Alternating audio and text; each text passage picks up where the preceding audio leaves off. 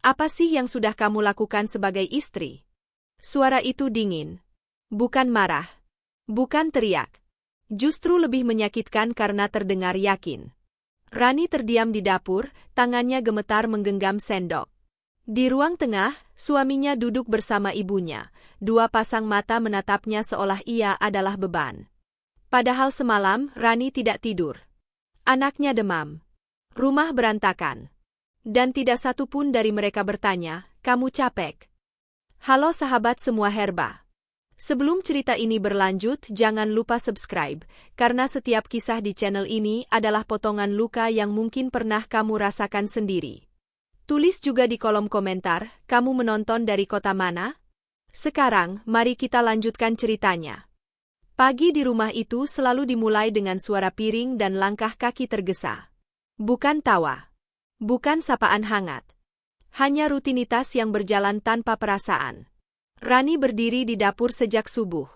Matanya sembab, lingkar hitam di bawahnya tak bisa disembunyikan. Semalaman ia hampir tak tidur. Dimas, anaknya yang baru berusia 4 tahun, demam tinggi dan rewel. Setiap kali Rani mencoba memejamkan mata, tangisan kecil itu kembali memanggilnya. Tangannya cekatan menanak nasi, menggoreng telur, dan menyiapkan teh panas. Bukan karena ia tak lelah, tapi karena ia sudah terbiasa memaksa dirinya kuat.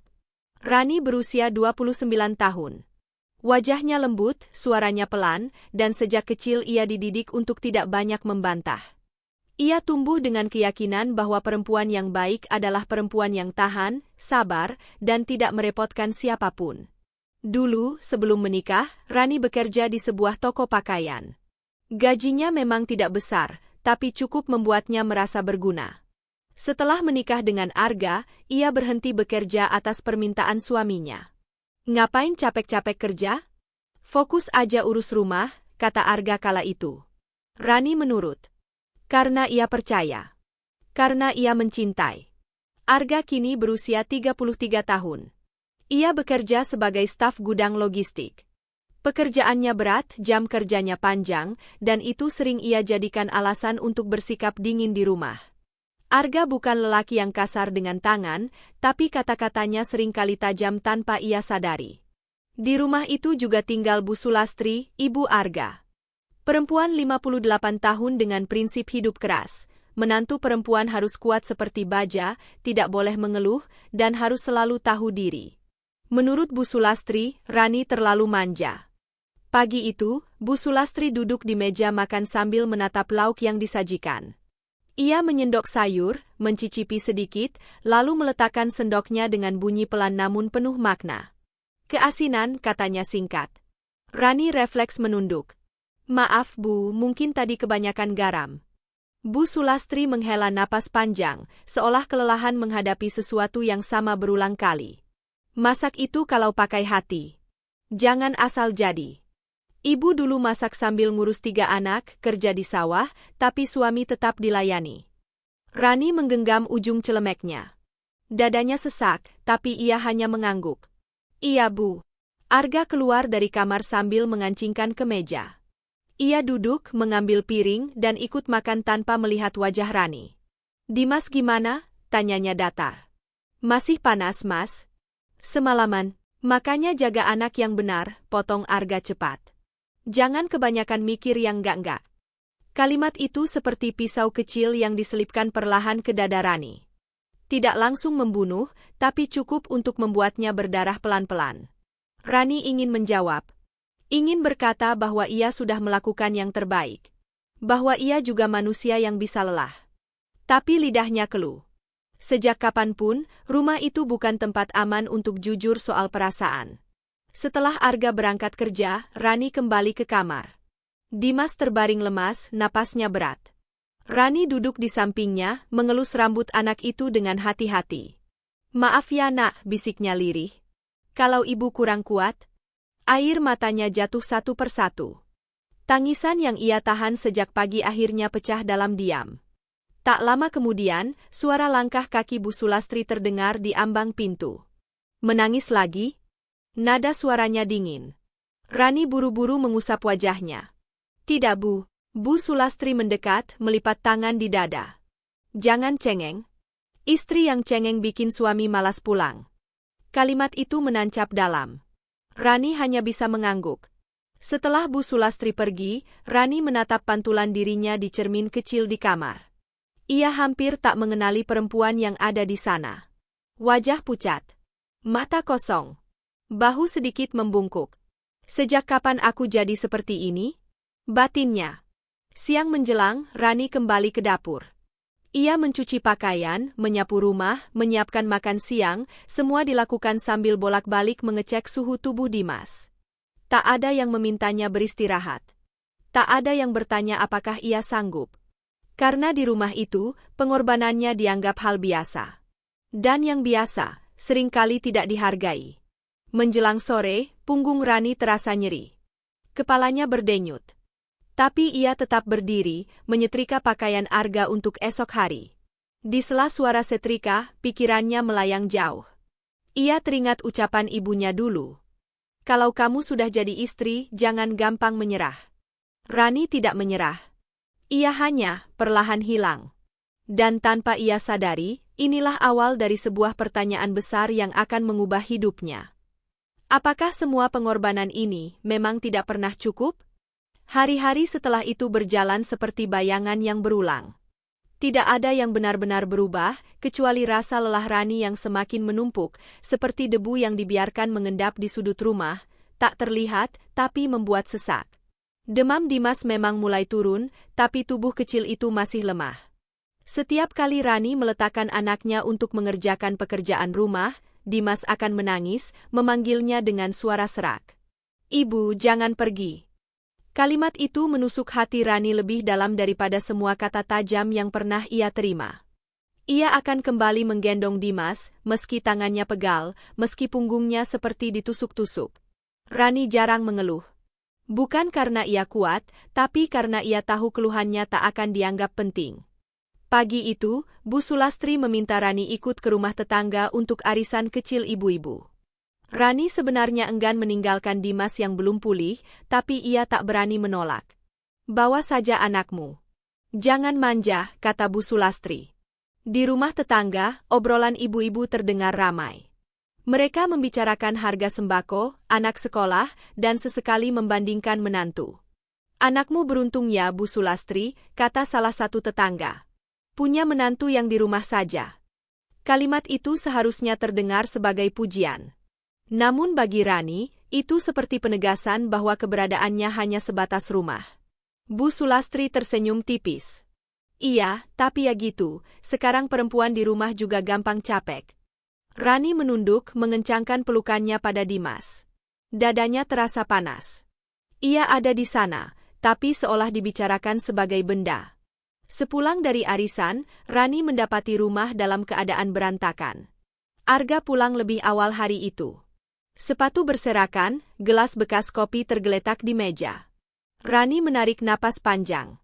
Ia ingin berbaring. Ingin memejamkan mata walau sebentar. Tapi ia langsung bergerak membersihkan rumah. Karena ia tahu, jika Arga melihat rumah berantakan, ia akan kembali disalahkan. "Benar saja. Kenapa rumah begini?" tanya Arga sambil membuka kulkas. "Seharian di rumah ngapain aja?" Rani berhenti menyapu. Tangannya gemetar. "Aku habis dari arisan sama ibu, Mas." "Dimas juga masih?" "Arisan lagi," potong Arga. "Kamu itu kebanyakan keluar. Anak jadi nggak keurus." Kalimat itu membuat Rani hampir tertawa, tawa pahit. Ia ingin bertanya, kapan terakhir aku keluar untuk diriku sendiri? Tapi yang keluar dari bibirnya hanya, "Iya, Mas." Malam datang tanpa kehangatan. Rani menyajikan makan malam dalam diam.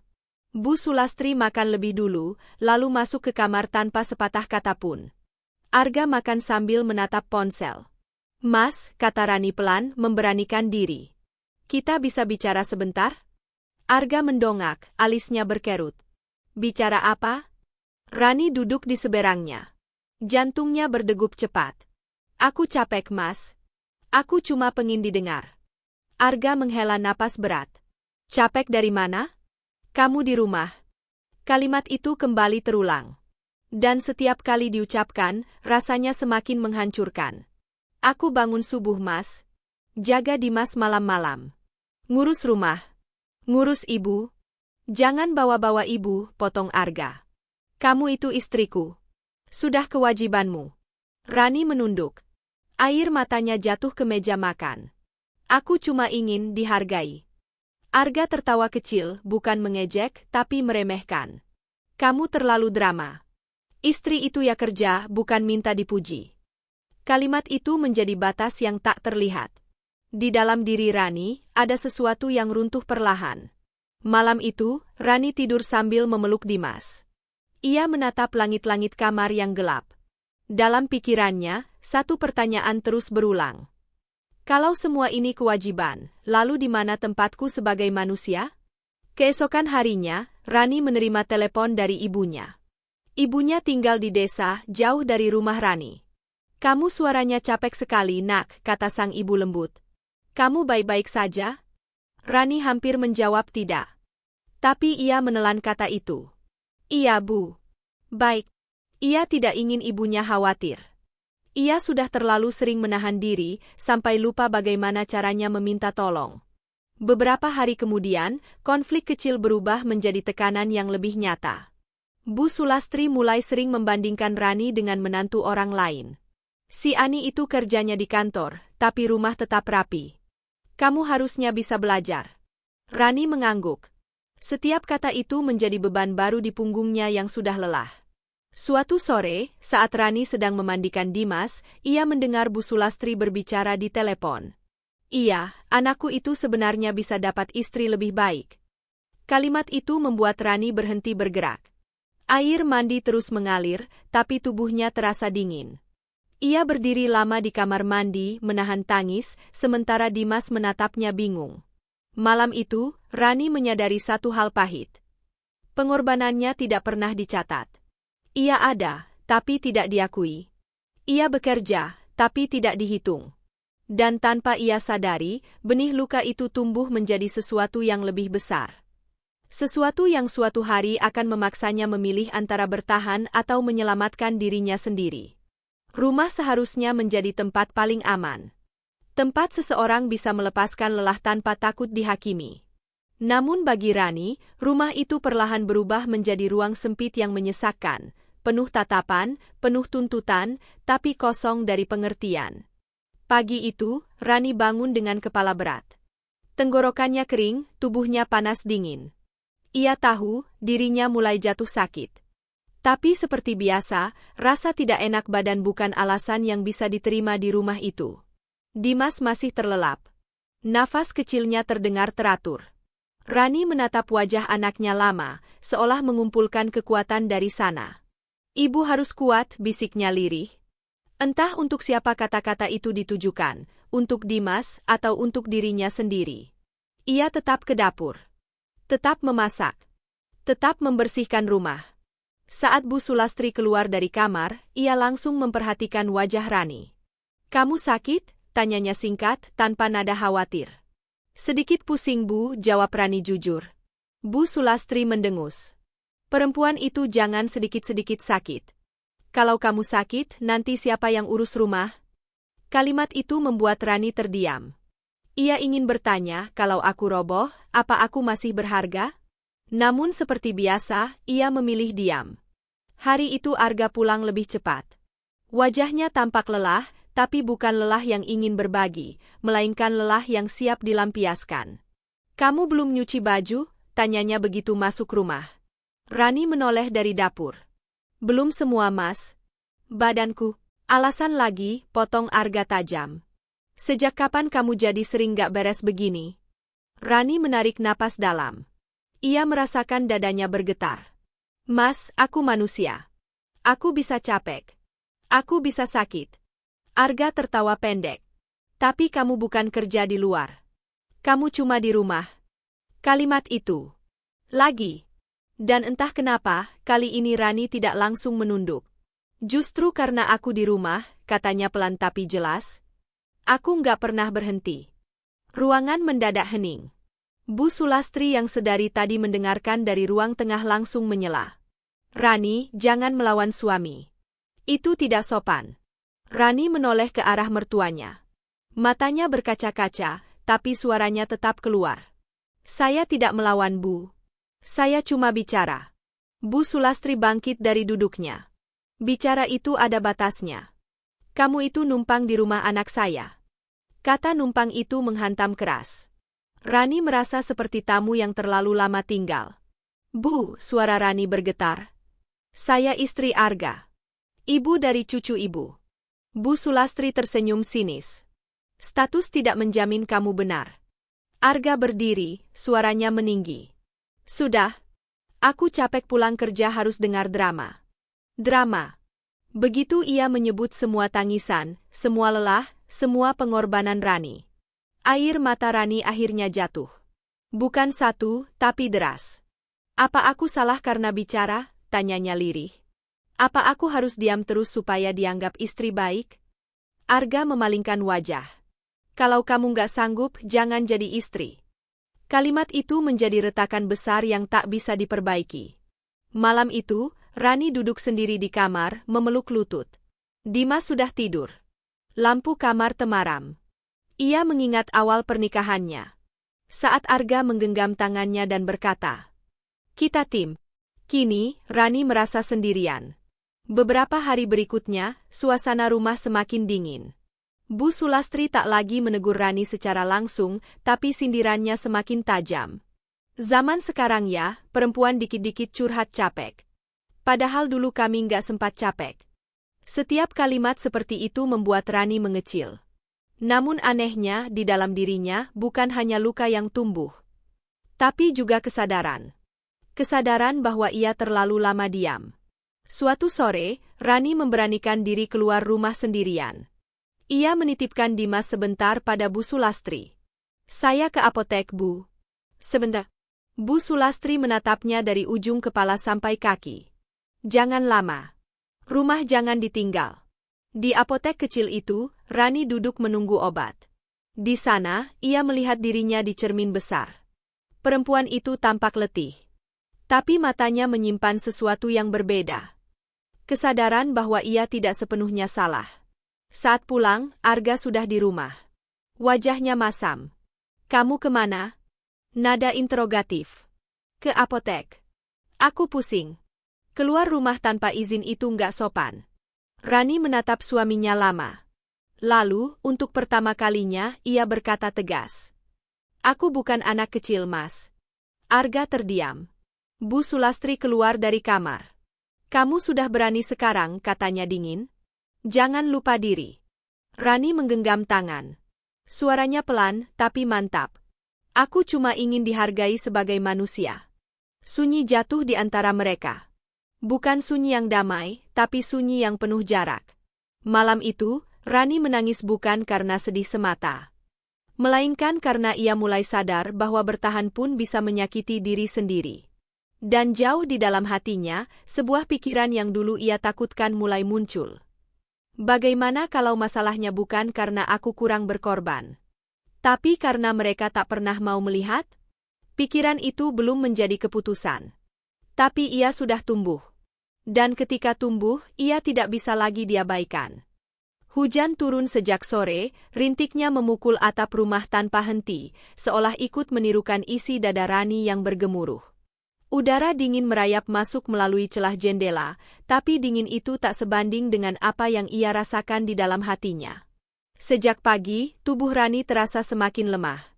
Kepalanya berdenyut hebat, pandangannya sesekali berkunang-kunang.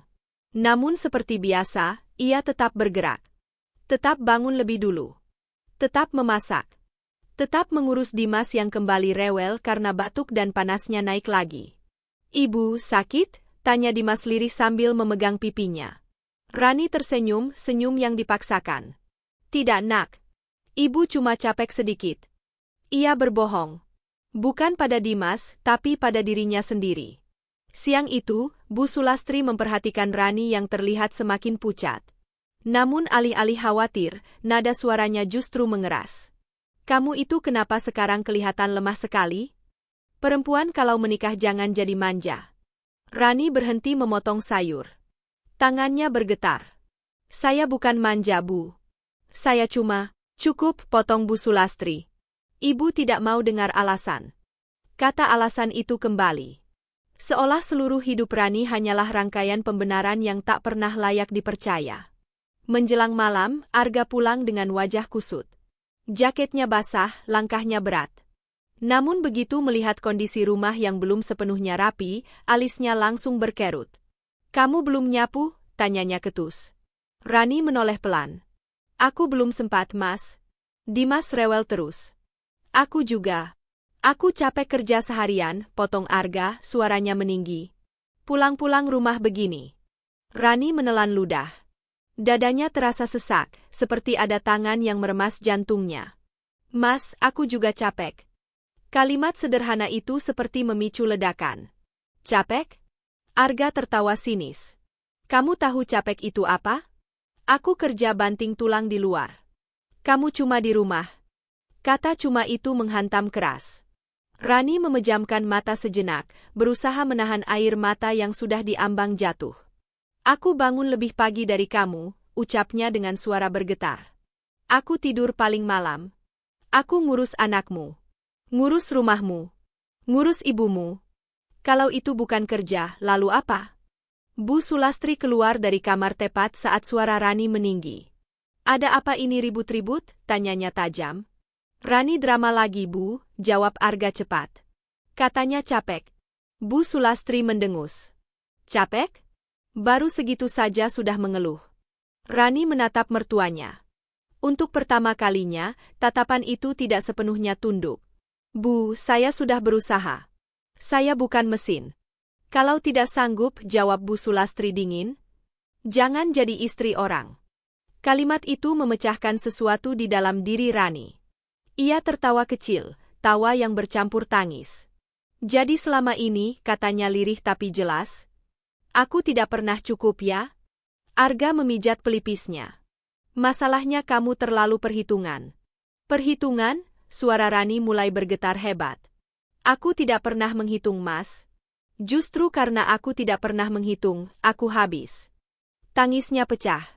Bukan tangis lirih yang biasa ia sembunyikan di kamar mandi. Ini tangis yang keluar tanpa bisa ditahan. "Aku capek merasa salah terus," teriaknya. "Aku capek jadi istri yang selalu kurang di mata kamu dan ibumu." Dimas yang terbangun dari tidurnya mulai menangis ketakutan. Tangis anak itu bercampur dengan suara hujan dan teriakan Rani. Malam itu menjadi kacau. "Diam," bentak Arga. "Jangan teriak-teriak di depan anak." Rani memeluk Dimas erat. Air matanya jatuh ke rambut anaknya. "Kamu bilang aku drama," katanya dengan suara hancur. "Tapi pernah nggak kamu tanya, kenapa aku sampai begini?" Arga terdiam sesaat. Namun jawabannya justru semakin menghancurkan. "Kamu terlalu sensitif. Kamu itu cuma ibu rumah tangga, Ran. Jangan lebay." Kalimat itulah yang akhirnya mematikan sisa kekuatan Rani.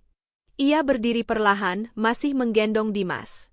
Tubuhnya gemetar, tapi suaranya justru terdengar tenang, tenang yang menakutkan. "Kalau aku cuma ibu rumah tangga," katanya pelan, "kenapa kalian hancur tanpa aku?" Bu Sulastri maju selangkah. "Jangan lancang." Rani menatap mereka bergantian. Matanya merah, tapi tidak lagi memohon. "Aku sudah terlalu lama diam," ucapnya. "Aku pikir, kalau aku sabar, kalau aku berkorban lebih banyak, kalian akan berubah." Ia menggeleng pelan. "Ternyata salah." Arga mendengus. "Kalau kamu nggak sanggup hidup di rumah ini, ya pergi."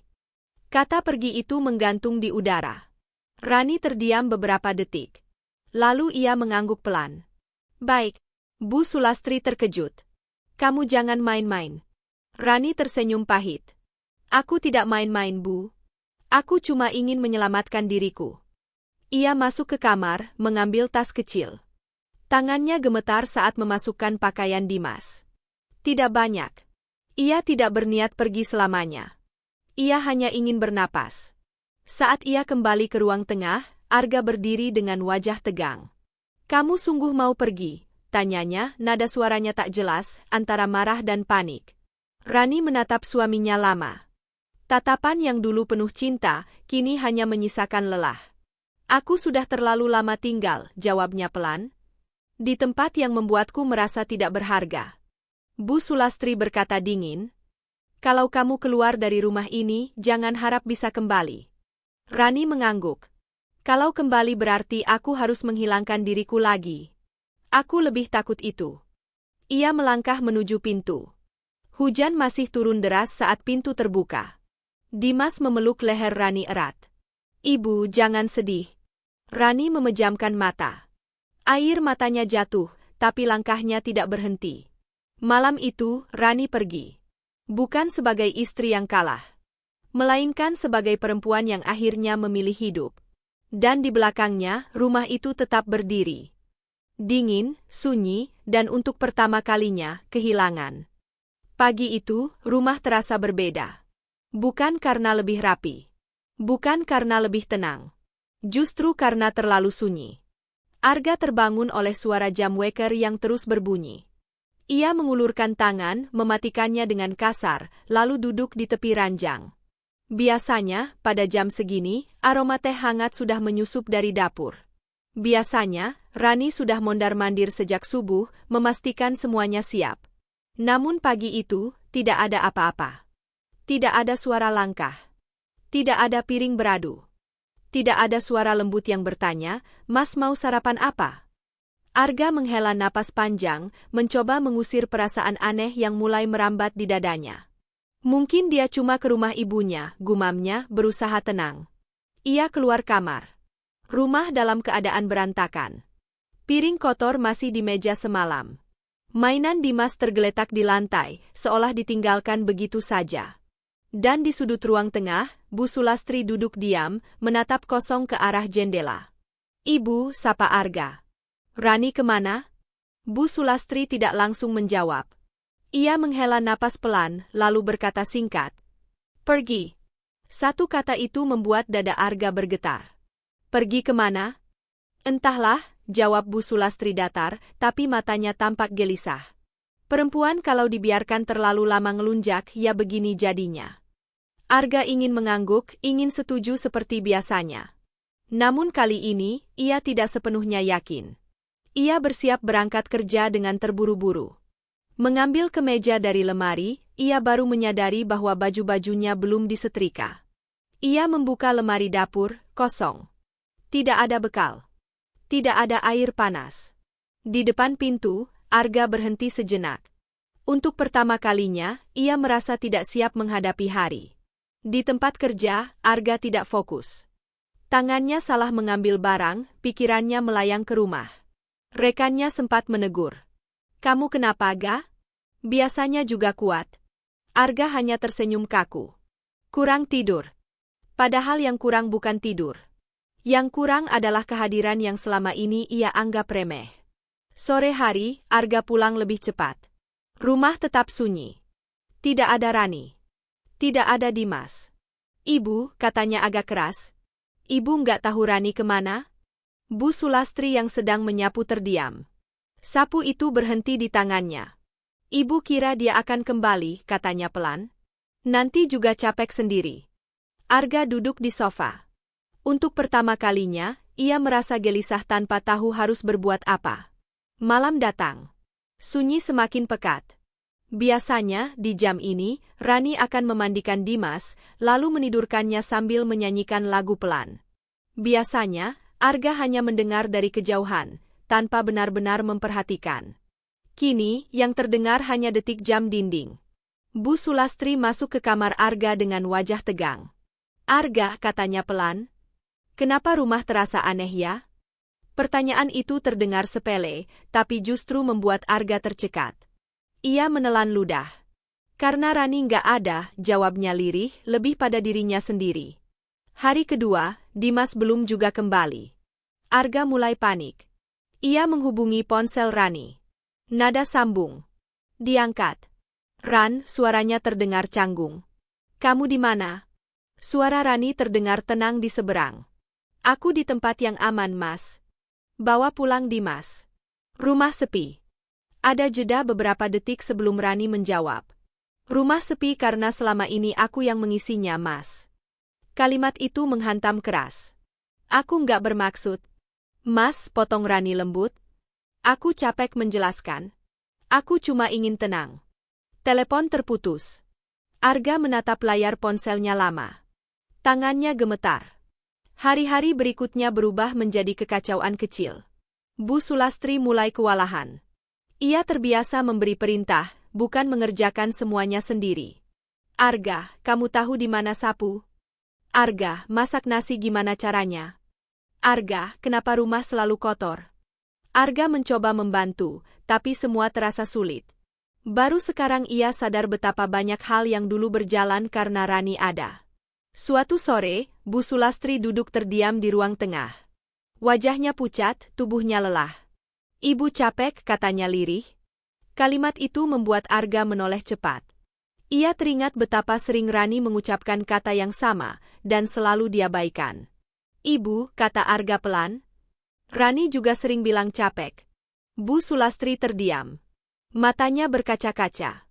Kenapa baru sekarang ya? Rasanya kehilangan, gumamnya. Malam itu, Arga tidak bisa tidur. Ia duduk di ruang tengah, menatap foto keluarga di dinding. Foto lama, Rani tersenyum, Dimas digendong, Bu Sulastri berdiri kaku. Baru kini Arga sadar. Senyum Rani di foto itu tidak pernah benar-benar ia jaga. Hari demi hari, rasa bersalah mulai tumbuh. Bukan karena Rani pergi. Tapi karena ia baru menyadari betapa besar pengorbanan yang telah ia anggap biasa. Arga kembali menghubungi Rani. Kali ini pesannya lebih panjang. Ran, aku salah. Aku baru sadar, selama ini aku hidup nyaman karena kamu. Aku nggak pernah benar-benar melihat kamu. Pesan itu dibaca. Tak langsung dibalas. Beberapa jam kemudian, Rani menjawab singkat. Aku memaafkan. Tapi aku belum siap kembali. Arga menutup mata. Dadanya terasa sesak. Ia sadar, penyesalan selalu datang terlambat. Dan kehilangan baru terasa menyakitkan ketika yang pergi adalah orang yang selama ini menjaga segalanya tetap utuh. Di rumah itu, Arga dan Bu Sulastri kini hidup dengan satu kesunyian yang sama. Kesunyian karena akhirnya tahu bahwa pengorbanan Rani bukan tidak cukup. Mereka saja yang tidak pernah mau melihat. Waktu tidak selalu menyembuhkan. Kadang, waktu hanya memberi jarak agar seseorang bisa bernapas kembali, tanpa harus lupa. 6 bulan telah berlalu sejak malam hujan itu. 6 bulan sejak Rani melangkah keluar dari rumah yang dulu ia sebut tempat pulang, dengan tangan gemetar dan hati yang hampir runtuh. Kini, Rani tinggal di sebuah rumah kontrakan kecil di pinggir kota. Tidak besar, tidak mewah, tapi cukup hangat. Dindingnya tipis, atapnya rendah, namun di sanalah Rani bisa tidur tanpa takut disalahkan karena lelah. Ia bekerja sebagai admin di sebuah klinik sederhana. Gajinya tidak seberapa, tapi cukup untuk kebutuhan hidupnya dan Dimas. Setiap pagi, ia mengantar anaknya ke PAUD kecil di dekat rumah. Dimas kini terlihat lebih ceria. Tawanya lebih sering terdengar. Tangannya tak lagi menggenggam baju ibunya dengan ketakutan. Rani memperhatikan semua itu dengan hati yang campur aduk. Bahagia, sekaligus sedih. Ia bahagia karena akhirnya bisa bernapas. Ia sedih karena kebahagiaan itu baru datang setelah ia pergi. Suatu sore, saat Rani sedang merapikan berkas di klinik, pintu terbuka perlahan. Ia tidak langsung menoleh. Sampai sebuah suara yang begitu ia kenal memanggil namanya. Ran. Rani terdiam. Tangannya berhenti bergerak. Ia mengangkat kepala perlahan. Di ambang pintu berdiri Arga. Wajahnya lebih kurus. Matanya tampak lelah. Bukan lelah fisik semata, melainkan lelah yang datang dari penyesalan panjang. Mas, suara Rani pelan, hampir tak terdengar. Arga melangkah masuk, ragu-ragu. Aku boleh bicara sebentar? Rani mengangguk. Bukan karena ia ingin. Tapi karena ia sudah tidak takut lagi. Mereka duduk berhadapan di bangku tunggu klinik. Tidak ada kemarahan yang meledak. Tidak ada tangis yang pecah. Yang ada hanya keheningan yang berat, penuh hal-hal yang tak terucap selama bertahun-tahun. Aku sudah cari kamu lama, kata Arga akhirnya. Bukan karena rumah sepi. Tapi karena aku kehilangan arah. Rani menatapnya tenang. Tidak ada senyum. Tidak ada kebencian. Aku dengar, lanjut Arga, suaranya bergetar. Kamu sekarang kerja. Kamu kelihatan lebih hidup. Rani tersenyum kecil. Karena aku tidak lagi merasa bersalah hanya karena lelah. Kalimat itu membuat Arga menunduk. Aku salah, katanya lirih. Aku terlalu lama memihak ibu. Terlalu sering meremehkanmu. Aku pikir kamu kuat, ternyata aku cuma memanfaatkan kesabaranmu. Rani mendengarkan. Dulu, kata-kata seperti ini adalah sesuatu yang ia tunggu-tunggu. Sekarang, ia menerimanya dengan tenang, tanpa harap. Aku nggak datang untuk memaksa kamu pulang, lanjut Arga cepat, seolah takut Rani menutup diri. Aku cuma ingin kamu tahu, aku sadar. Rani menarik napas panjang. Aku percaya, Mas. Tapi sadar saja tidak selalu cukup. Arga mengangkat wajahnya. Matanya berkaca-kaca. Aku rindu Dimas, katanya jujur. Dan aku rindu kamu. Nama itu, rindu, dulu terasa seperti rumah. Sekarang, ia hanya sebuah kenangan. Rindu itu datang terlambat, jawab Rani lembut. Aku sudah terlalu lama sendiri di dalam pernikahan kita. Beberapa hari kemudian, Rani menerima kabar bahwa Bu Sulastri jatuh sakit. Bukan sakit berat, tapi cukup membuatnya lemah dan membutuhkan bantuan. Arga meminta Rani datang. Bukan sebagai menantu, tapi sebagai ibu dari cucunya. Rani ragu. Namun akhirnya ia datang demi Dimas. Di rumah itu, segalanya terasa asing. Padahal dindingnya sama. Lantainya sama. Yang berubah adalah perasaan Rani. Bu Sulastri terbaring di kamar. Tubuhnya tampak lebih kecil, lebih rapuh. Saat melihat Rani masuk, matanya langsung berkaca-kaca. Kamu datang, katanya pelan. Rani mengangguk. Iya, Bu. Ada jeda panjang. Lalu Bu Sulastri berkata dengan suara yang hampir tak terdengar. Ibu salah. Kata itu sederhana. Namun datang dari seseorang yang selama ini merasa selalu benar. Ibu pikir kamu lemah, lanjutnya. Ternyata, ibu yang tidak pernah mau belajar. Rani menunduk. Dadanya terasa hangat dan perih bersamaan. Aku memaafkan Bu, katanya jujur. Tapi memaafkan tidak berarti aku harus kembali. Bu Sulastri menutup mata. Air mata jatuh dari sudut matanya. Rani menggenggam tangan Dimas lalu berpamitan. Di luar rumah, Arga mengejarnya. Ran, katanya tergesa. Kita bisa mulai lagi. Pelan-pelan. Aku janji berubah. Rani berhenti melangkah. Menatap Arga lama. Aku tidak ragu kamu bisa berubah, ucapnya tenang. Tapi aku juga berubah, Mas. Ia tersenyum kecil. Senyum perempuan yang akhirnya berdiri di atas kakinya sendiri. Aku tidak lagi ingin hidup dengan harapan orang lain akan berubah. Aku ingin hidup dengan pilihan yang membuatku utuh. Arga menunduk. Ia paham. Aku memaafkanmu, lanjut Rani.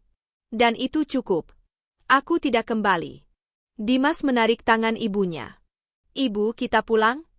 Rani mengangguk. Iya, nak. Ia melangkah pergi, tanpa menoleh lagi. Bukan karena tidak cinta.